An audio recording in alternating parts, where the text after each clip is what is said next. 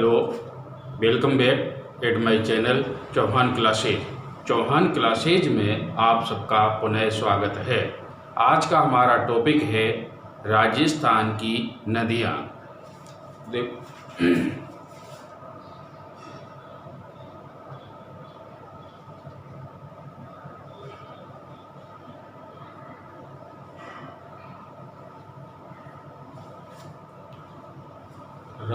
देखो, राजस्थान की नदियों को प्रवाह की दृष्टि से 3 भागों में विभाजित किया गया है। पहला भाग है बंगाल की खाड़ी की ओर जल ले जाने वाली नदियां। दूसरा है अरब सागर की ओर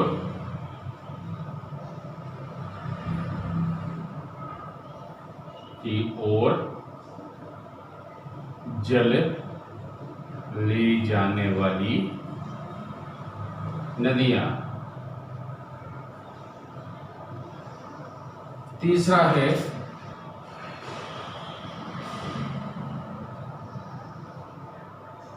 आंतरिक प्रवाह या अंतः प्रवाह वाली नदियां। अंतः प्रवाह वाली नदियां। अब देखो, अंतः प्रवाह वाली नदियां किसे कहते हैं? वे नदियां जिनका जल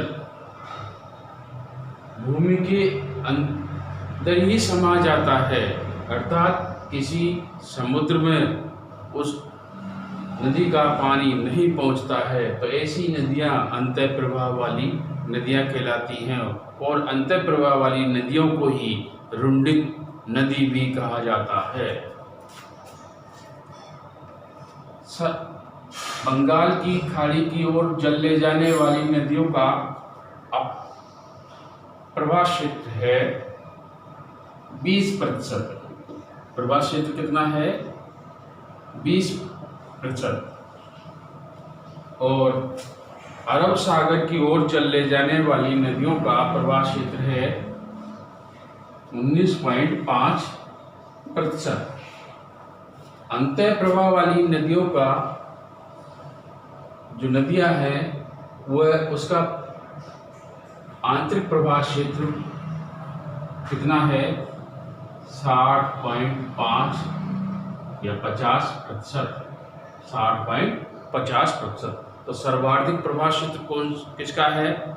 अंतः प्रवाह वाली नदियों का। राजस्थान में सर्वाधिक प्रवाह क्षेत्र प्रश्न पूछा जाए तो कौन सा बताना है? आंतरिक प्रवाह क्षेत्र वो कितना है? 60.5। अरब सागर का पूछे तो 19.5 और बंगाल की खाड़ी का पूछे तो 20% है। अब बंगाल की खाड़ी में की प्रमुख नदियां कौन कौन सी हैं? देखो, प्रमुख नदी इसकी कौन सी है? चंबल। और इसमें लूनी और माही प्रमुख नदियां हैं ये। और इधर घग्गर,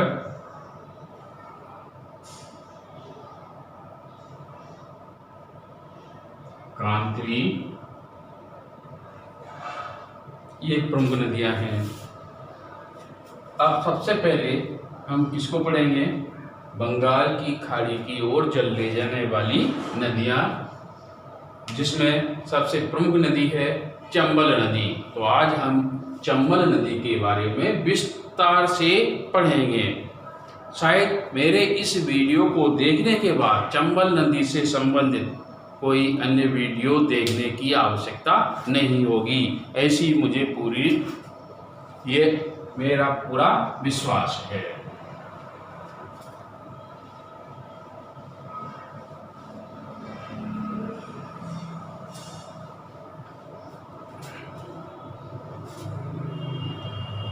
सबसे पहले टॉपिक डालते हैं चंबल नदी।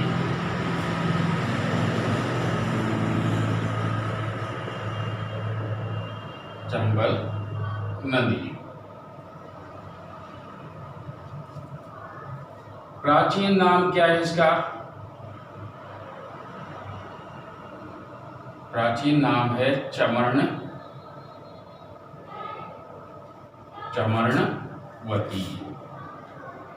नदी। उपनाम क्या क्या है इसकी?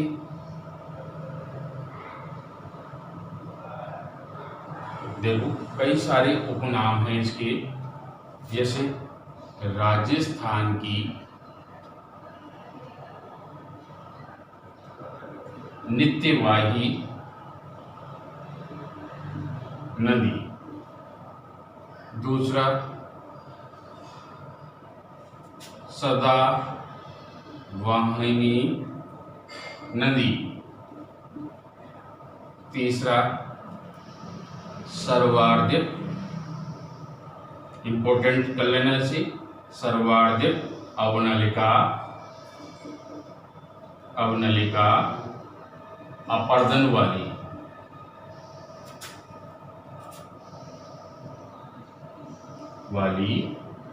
नदी। चौथा क्या नाम हो सकता है? सर्वाधिक बांधों वाली नदी, सर्वाधिक बांधों वाली नदी। पांचवा क्या और नाम हो सकते हैं?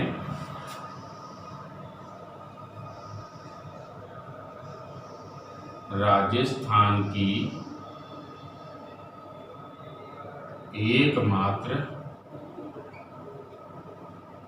अंतरराज्यीय सीमा बनाने वाली नदी। और देखो क्या नाम है इसके? सर्वाधिक सतही जल वाली नदी, सर्वाधिक सतही जल वाली नदी। और देखो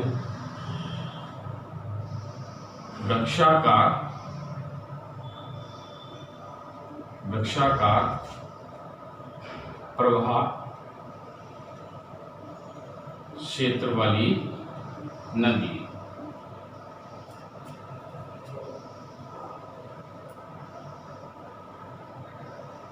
नदी अभयारण्य वाली नदी। और देखो फिर मैं इसको डिटेल से बता रहा हूं मैं। इसके बाद लेते हैं, देखो कुछ छोटा हो। राजस्थान की नित्यवाही नदी, सदावाहिनी नदी, सर्वाधिक अवनलिका अपर्दन वाली नदी, सर्वाधिक बांधों वाली नदी, राजस्थान की एकमात्र अंतर्राज्यीय सीमा बनाने वाली, सर्वाधिक सतही जल वाली नदी, वृक्षाकार प्रवाह क्षेत्र वाली नदी। और यूनेस्को, देखो इंपॉर्टेंट प्रश्न छूट रहा था, यूनेस्को की विश्व धरोहर में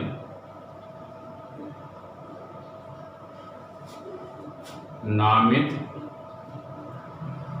राज्य की एकमात्र नदी।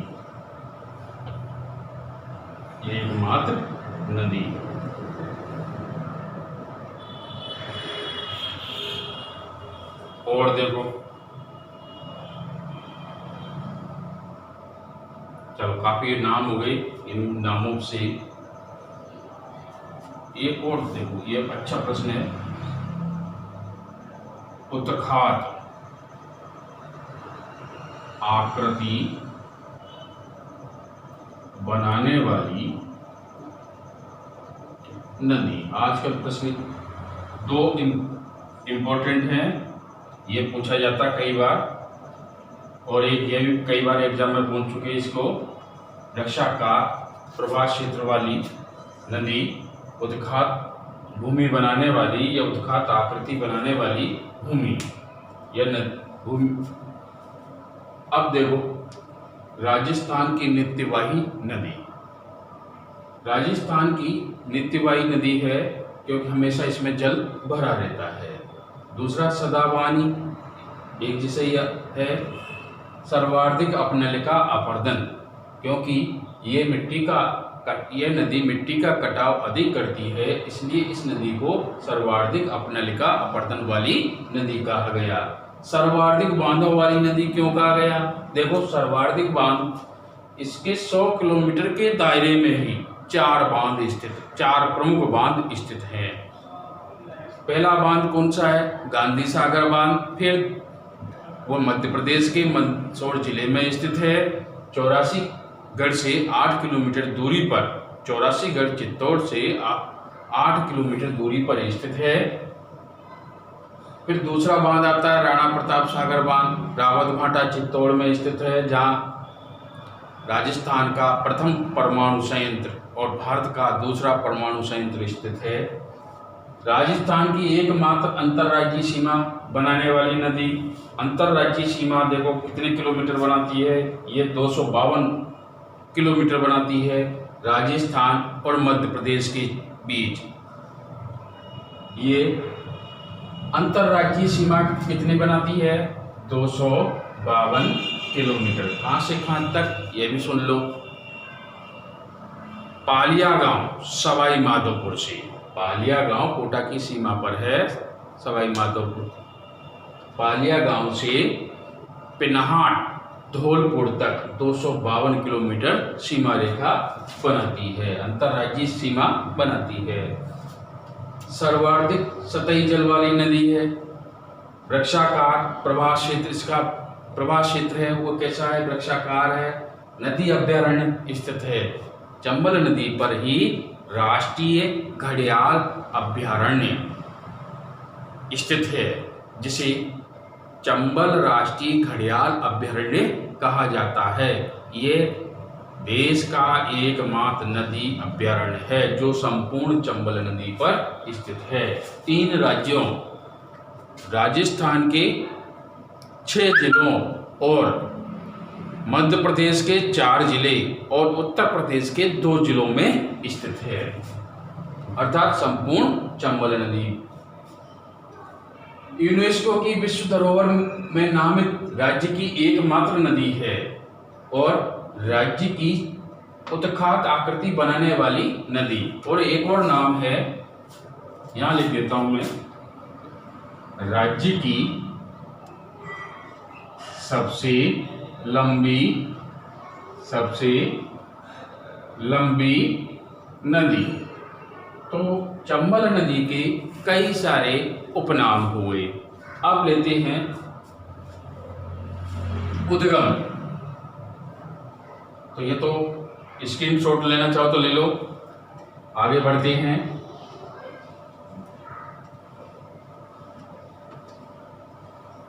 उद्गम,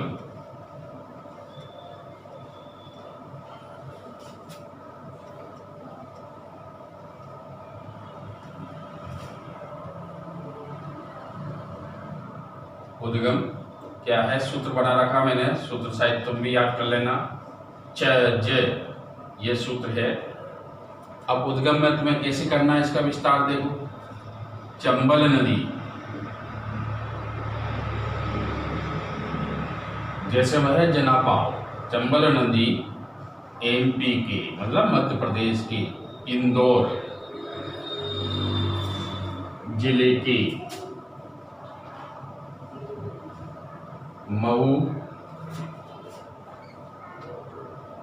महू की छावनी के पास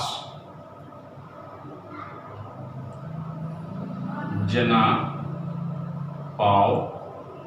की पहाड़ियों से निकलती है।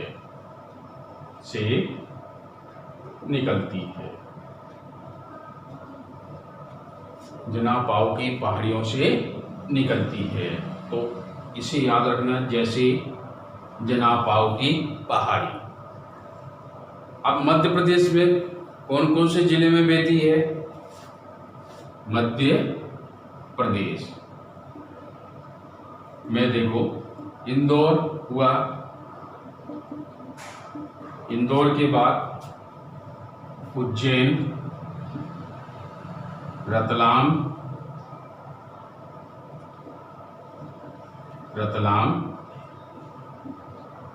और मंदसौर जिलों में, मध्य प्रदेश के 4 जिलों में बहती है।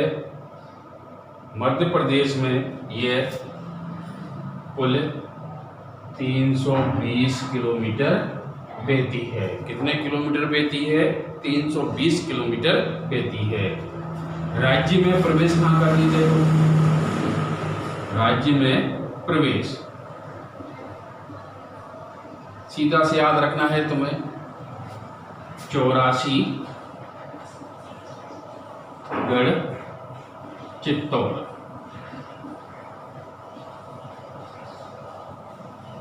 कहाँ पर? 84 गढ़ चित्तौड़। फिर मैं अभी मानचित्र बता दूंगा, मानचित्र से और अच्छा समझ में आ जाएगा। पहले अपन एक बार ऐसे पढ़ लें, फिर मानचित्र से पढ़ेंगे, जिससे हमारी बिल्कुल समझ में आ जाएगा। अब राज्य में कहाँ प्रवेश करती है? 84 गढ़ चित्तौड़। 84 गढ़ से थोड़ा आगे चलकर भेसरोडगढ़ से पहले इसमें बामनी नदी या ब्रह्माणी नदी आकर मिल जाती है और उसके बाद एक गहरे गार्ज में गिरती है और इसी गहरे गार्ज को क्या कहते हैं? चूलिया जलप्रपात कहते हैं। यह राज्य का सबसे ऊंचा और भारत का 5वां सबसे ऊंचा जलप्रपात है। चूलिया जलप्रपात कहाँ पर? भेसरोडगढ़ चित्तौड़ में है।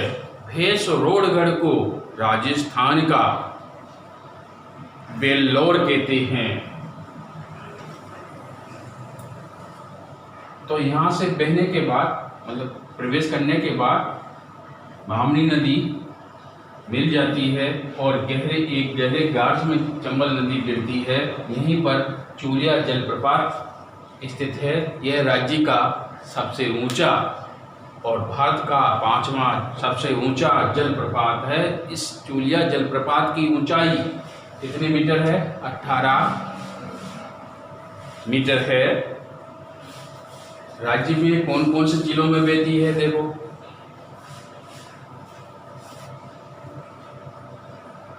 राज्य के जिलों में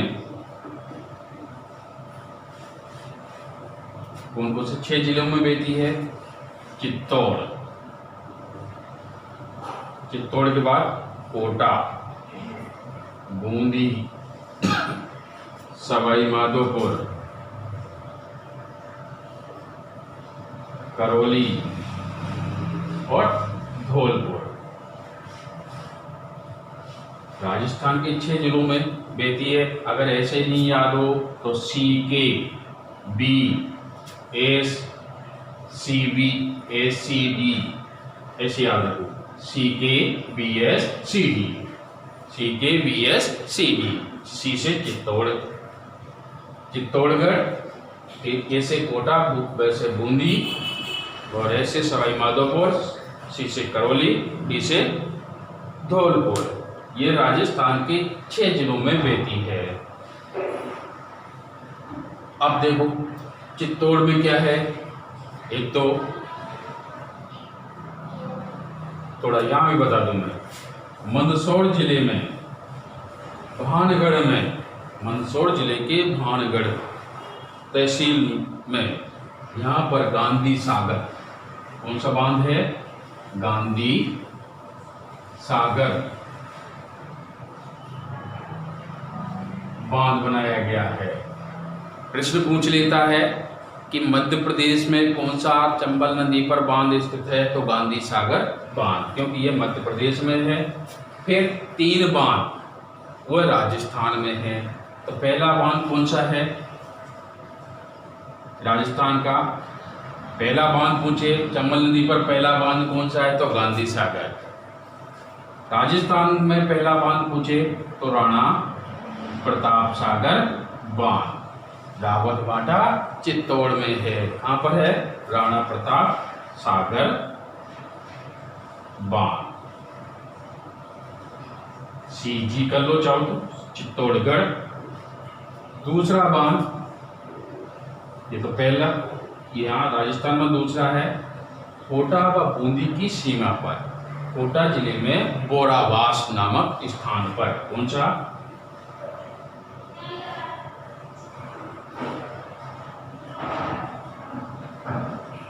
जवाहर सागर। ये कोटा व बूंदी की सीमा पर स्थित है। बोरावास गांव कोटा में है।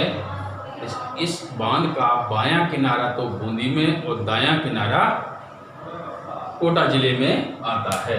यह एक कृत्रिम पिकअप बांध है। फिर कोटा में दो बांध हैं। एक कौन सा है कोटा सिंचाई बांध, कोटा सिंचाई बांध, कोटा सिंचाई बांध। और ये तो हुए, पहला तो कौन सा गांधी सागर, दूसरा राणा प्रताप सागर, तीसरा जवाहर सागर और चौथा कोटा सिंचाई बांध या कोटा बैराज, कोटा सिंचाई बांध या कोटा बैराज। अब देखो राणा प्रताप सागर बांध क्या है, यहाँ पर भराव क्षमता की दृष्टि से यह राज्य का सबसे बड़ा बांध है। इंपॉर्टेंट प्रश्न है, भराव क्षमता की दृष्टि से यह राज्य का सबसे बड़ा बांध है।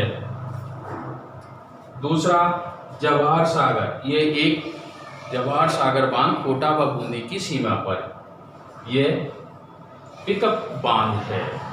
तीसरा आता है कोटा सिंचाई बांध या कोटा बैराज, यह कोटा शहर के पास में ही स्थित है या कोटा शहर में स्थित है। इस बांध का कैचमेंट एरिया सर्वाधिक है। प्रश्न पूछे किस बांध का कैचमेंट एरिया सर्वाधिक है तो कोटा बैराज का।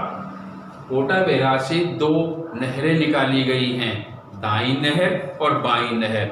बाई नहर से कोटा और बूंदी जिले को सिंचाई सुविधा उपलब्ध है और दाई नहर से कोटा, बारा और मध्य प्रदेश को सिंचाई सुविधा उपलब्ध है। कई बार प्रश्न आ चुका दाई नहर का, इसलिए दाई नहर ज़्यादा इम्पोर्टेंट है क्योंकि दाई नहर से कोटा, बूंदी और मध्य प्रदेश नहीं, कोटा, बारा और मध्य प्रदेश को सिंचाई सुविधा उपलब्ध है।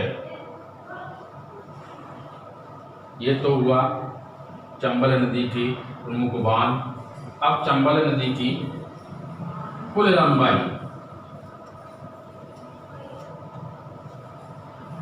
मैंने प्रश्न बताया था, प्रश्न क्या उपनाम में बताया था, चंबल नदी पर राष्ट्रीय चंबल घड़ियाल अभ्यारण्य संपूर्ण चंबल नदी पर स्थित है। तो यहाँ से प्रश्न उठता है, क्या उठता है, राष्ट्रीय चंबल घड़ियाल अभ्यारण्य में कौन सी प्रजाति के घड़ियाल पाए जाते हैं। राष्ट्रीय चंबल घड़ियाल अभ्यारण्य में कौन सी प्रजाति के घड़ियाल पाए जाते हैं तो तुम्हें बताना है गांगेय, सुई और डॉल्फिन प्रजाति की। गांगेय, सुई और डॉल्फिन प्रजाति के घड़ियाल पाए जाते हैं। डॉल्फिन राष्ट्रीय जलीय जीव जंतु है। डॉल्फिन क्या है, भारत का राष्ट्रीय जलीय जीव है।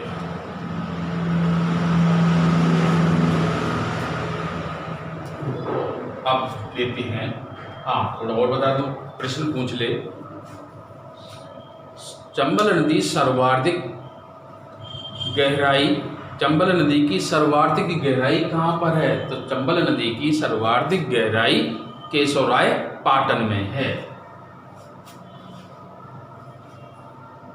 अब लेते हैं चंबल नदी की कुल लंबाई। कुल लंबाई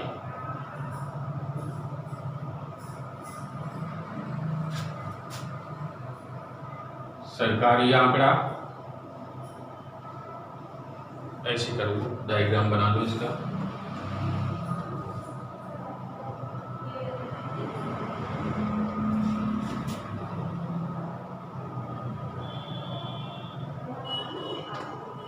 ऊपर लिख लो सरकारी आंकड़ा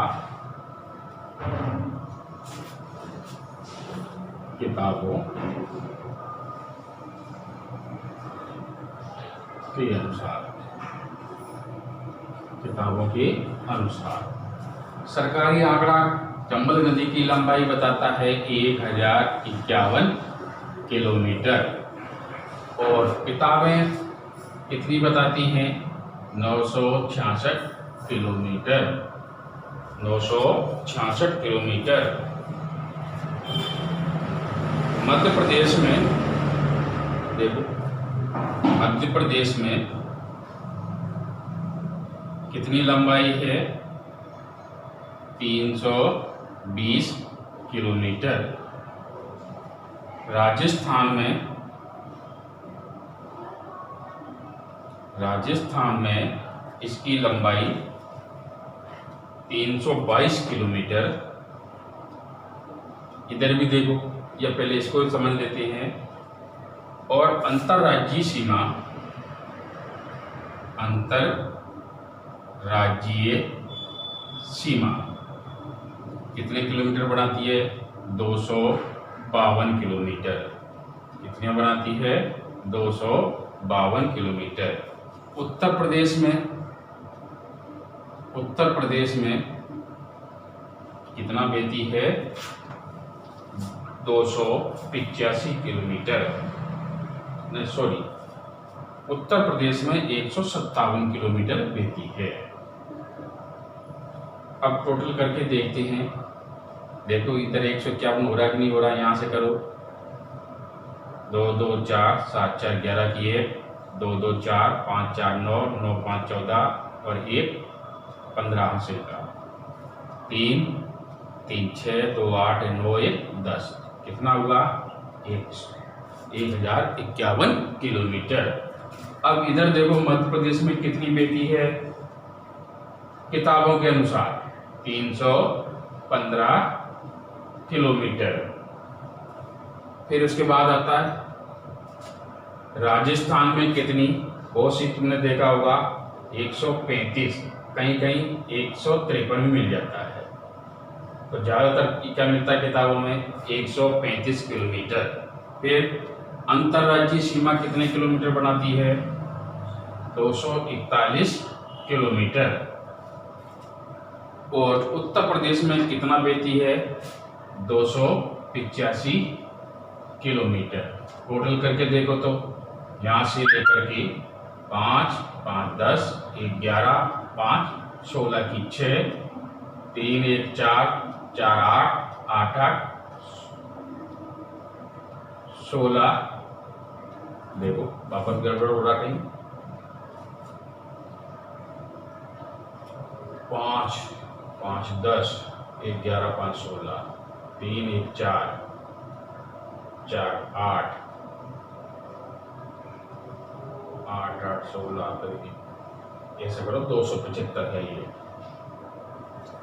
तो कितना हुआ? 966 किलोमीटर। अगर सरकारी आंकड़े दोनों याद रखने हैं तुम्हें, कुल लंबाई के और राज्यों के कहाँ से कहाँ तक, क्योंकि कोई से भी आंकड़ा पूछ सकता है। आरपीएससी ने एक बार आरएस एग्जाम में 966 पूछा था।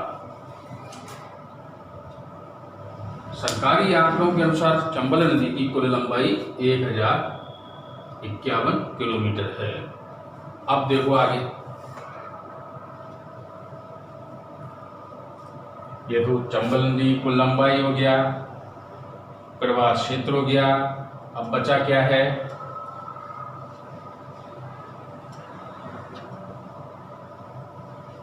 समापन या मुहाना।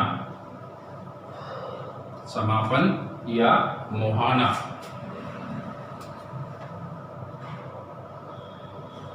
मुहाना बोल सकती हो इसको, या समापन।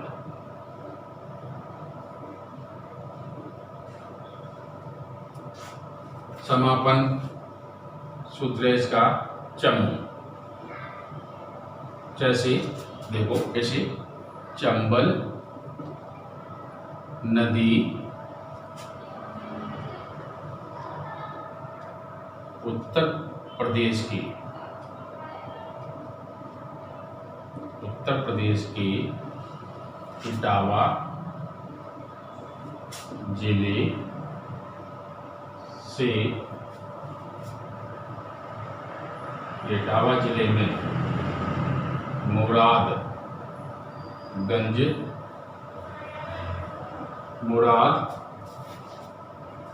कस्बे के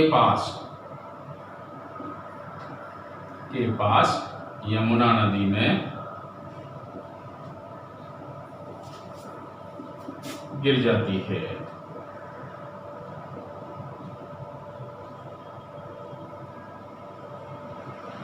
ये तो हुआ मुहाना। देखो वापस सुन लो, उद्गम कहाँ से हुआ? इंदौर जिले के जनापाव पहाड़ी से। और राज्य में प्रवेश कहाँ से करती है? चौरासीगढ़ चित्तौड़ में। और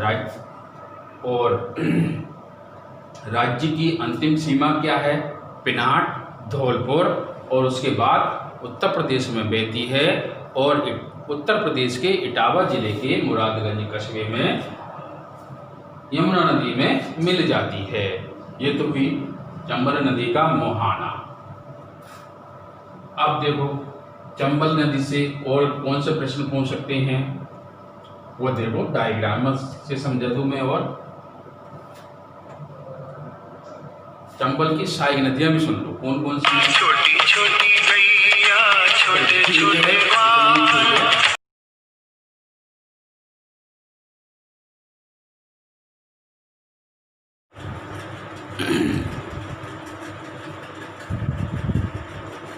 देखो, यहाँ है मध्य प्रदेश का इंदौर जिला, जहाँ पर है जनापाव की पहाड़ियाँ। तो यहाँ से चंबल नदी निकलती है मध्य प्रदेश में बहने के बाद मंदसौर जिले में चंबल नदी पर गांधी सागर बांध है। और इसके बाद ये चौरासीगढ़ चित्तौड़गढ़ में है, जहाँ राज्य में ये राजस्थान में प्रवेश करती है। इसके बाद थोड़ी दूर बहती है एक बामनी नदी या ब्रह्माणी नदी, भैंसरोडगढ़ के पास चंबल नदी में मिल जाती है। और यहीं पर चूलिया जलप्रपात है, जो राज्य का सबसे ऊंचा जलप्रपात है। फिर थोड़ी दूरी पर रावत भाटा चित्तौड़ में राणा प्रताप सागर बांध स्थित है। और इसी बांध के नज़दीक में राजस्थान का पहला और भारत का दूसरा परमाणु बिजली संयंत्र है या परमाणु केंद्र है। इसके बहने के बाद रावत भाटा बांध के बाद कौन सा बांध आता है? जवाहर सागर बांध।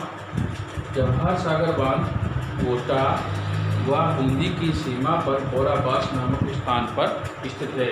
जवाहर सागर का बायां किनारा बूंदी में और दायां किनारा कोटा जिले में आता है। इसके बाद कोटा शहर में कोटा बैराज है। फिर इधर से खमनौर की पहाड़ियों की प्रमुख चंबल नदी की प्रमुख सहायक नदी बनास नदी है। बनास नदी कहाँ से निकलती है? खमनौर की पहाड़ियाँ राजसमंद से 6 जिलों में बहने के बाद यह रामेश्वर नामक स्थान पर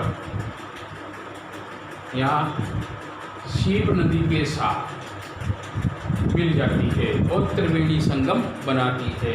इसी त्रिवेणी संगम पर या रामेश्वर संगम पर मीणा जनजाति का प्रमुख मेला लगता है, जिसे मीणा जनजाति का प्रयाग कहा जाता है। यह रामेश्वर मेले को मीणा जनजाति का प्रयाग कहते हैं। फिर इसके बाद सवाई माधोपुर में बहने के बाद करौली में आ जाती है चंबल नदी, फिर धौलपुर में, फिर उसके बाद उत्तर प्रदेश में प्रवेश करती है और आगरा और इटावा जिले में बहती है। इटावा जिले के मुरादगंज कस्बे में यमुना नदी में गिर जाती है। अब देखो इधर तो चंबल की कौन सी नदियाँ हुई सहायक, एक तो आहू, पहले ऊपर तो बाईं तरफ से पहुँचे प्रमुख सहायक नदी तो कौन सी है, बनास, और दाईं तरफ से पहुँचे तो आहू, काली सिंध, परवन, आहू, काली सिंध और पार्वती। कौन सी, आहू, काली सिंध, पार्वती सेकंड। इसको पार्वती सेकंड कहते हैं क्योंकि पार्वती फर्स्ट ईयर है जो धौलपुर जिले में स्थित है। आहू और काली सिंध नदी के संगम पर यहाँ गागरोन का दुर्ग स्थित है। कौन सा दुर्ग स्थित है, गागरोन का दुर्ग स्थित है। गागरोन दुर्ग की क्या विशेषता है, बिना नींव के एक चट्टान पर स्थित है। कई बार प्रश्न पूछा गया है ये, और पहाड़ी पूछ ले तो बताना है तुम्हें, गीद कराई पहाड़ी पर। फिर अगली नदी आती है परवन। काली सिंध की सहायक नदी कौन सी, परवन और आहू। परवन और काली खांड नदी के संगम पर कौन सा दुर्ग स्थित है, मनोहर थाना का दुर्ग। काली खांड और परवन नदी के संगम पर मनोहर थाना दुर्ग स्थित है। परवन नदी पलायता के पास काली सिंध नदी में मिल जाती है, और काली सिंध सवाई माधोपुर की सीमा के पास कोटा जिले में पालिया गांव में मिल जाती है। फिर आती है पार्वती सेकंड। पार्वती नदी सीहोर की पहाड़ियों से निकलती है और बारां जिले के छबड़ा तहसील के कड़ियाहाट में राज्य में प्रवेश करती है। अब मान लो प्रश्न पूछे पूर्व से पश्चिम की ओर चंबल की सहायक नदियों कौन कौन सी है, देखो आहू, फिर काली सिंध, फिर पार्वती। इधर बाईं तरफ से पहुँचे तो कौन सी आ जाएगी, बनास नदी। तो ये था आज का वीडियो, धन्यवाद। हाँ, मैं चाहता हूँ मेरे वीडियोज़ आप सबके मोबाइलों पर डायरेक्ट जाएं, तो उसके लिए आपको सब्सक्राइब करना ज़रूरी है, ताकि सीधे ही आपके मोबाइल या लिंक पर पहुंच जाएगा, ताकि आप इसका फ़ायदा अधिक से अधिक ले लो। धन्यवाद।